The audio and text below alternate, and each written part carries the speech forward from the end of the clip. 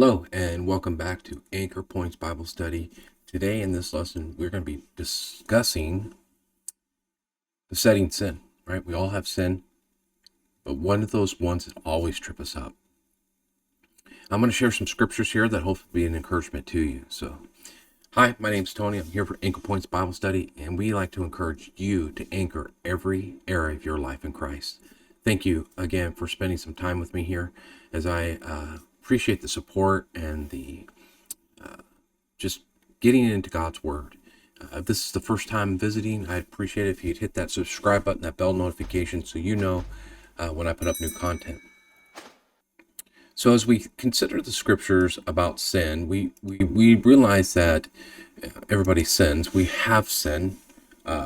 People sin, right? So as we consider what it is that we're doing and the sin that's in our life, we can confess sin, and there are sins that we get right with, and we just have no problem with them anymore. And God allows us through His work to be able to help us to learn and grow and mature as we move through the sin and confessing it.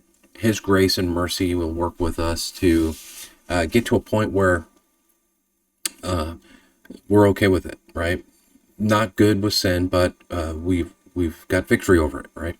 But there are some sins in our life that just plague us. The Bible talks about the great cloud of witnesses, and let's lay aside every weight and the sin that easily besets us. That's found in Hebrews chapter number 12. When we consider sin, one of the passages I like to go to is Romans chapter number 6. You see here on your screen, and I've broken it up in three. I would really think that it'd be a good study just to go through what Romans 6 is talking about and the sin that is there and what God looks at as sin. So the first 7 verses, I look at it as Christians, we don't have a license to sin. Just because God has given me grace and the things in my life, it doesn't give me just an open book where I can just go sin whenever I want to and grace is just going to be there. That's not the right heart. The heart here is that God has provided for us a way to get right with Him, and the grace is there.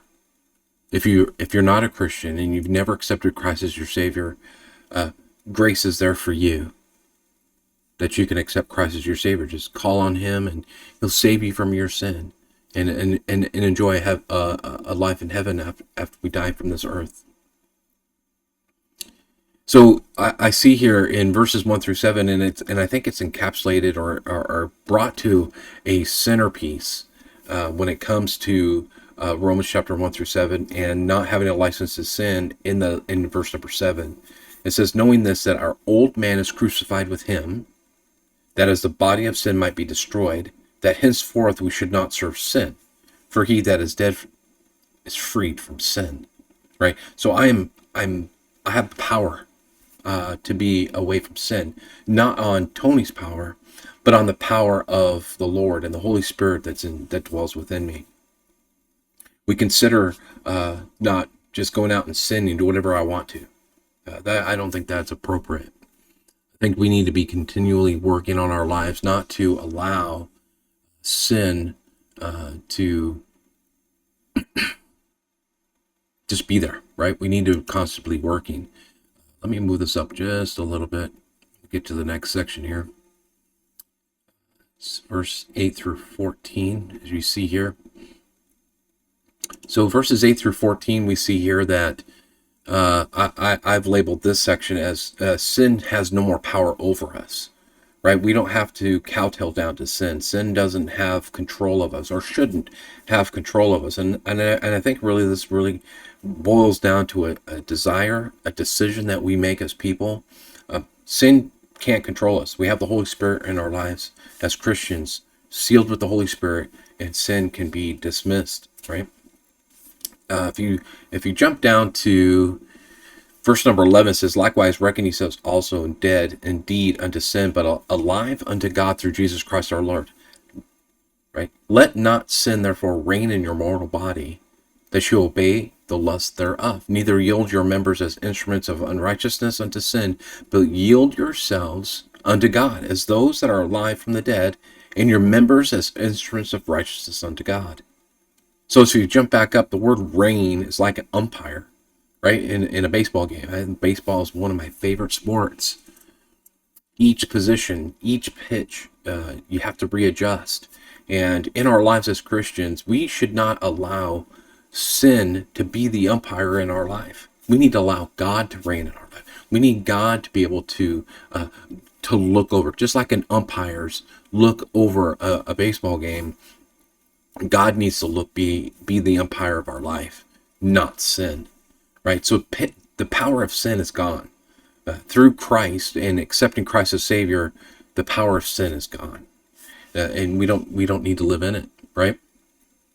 And then this last section I've termed Romans 6:15 to 23 is the sin results in a shameful outcome. Sin results in a shameful outcome. What does that mean? Well, we find this in verses 21, where it says here, what fruit have ye in those things whereof ye are now ashamed? For the end of those things is death, but being made free from sin, ye became servants of God, in your fruit of holiness and everlasting life. And that verse 21 refers to actually verse 20, talking about being servants of sin rather than the servant of righteousness, right? Servants of sin. Because we were servants of sin prior to accepting Christ as Savior, we were not living right for God, right? We were not doing what God would have us to do. So as we look at the scripture here, we were servants of sin, but God doesn't want us to be servants of sin. Look at verse 16. Knowing not that whom yourselves servants to obey, his servants ye are to whom you obey, whether sin unto death or obedience unto righteousness. So we have sin.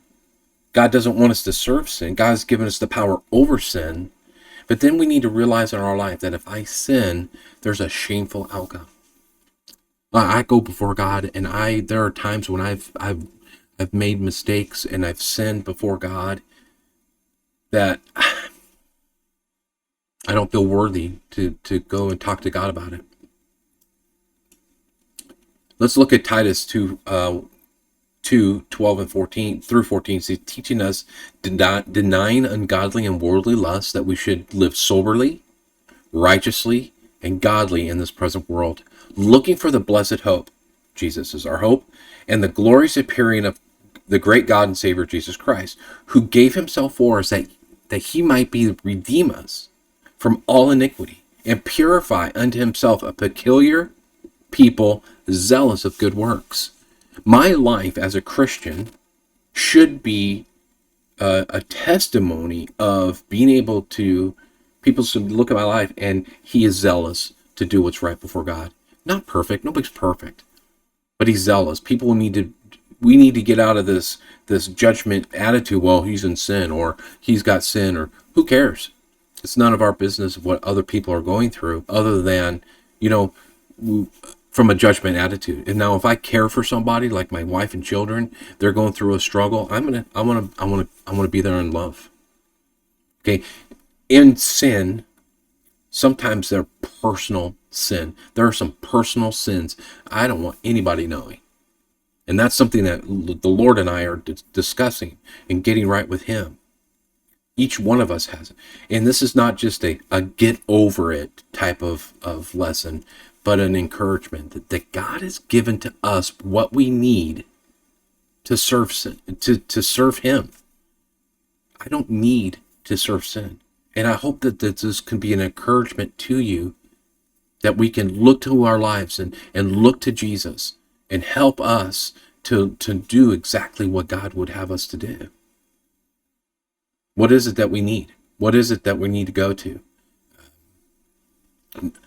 As Christians, we have access to God every single day, every moment of every day.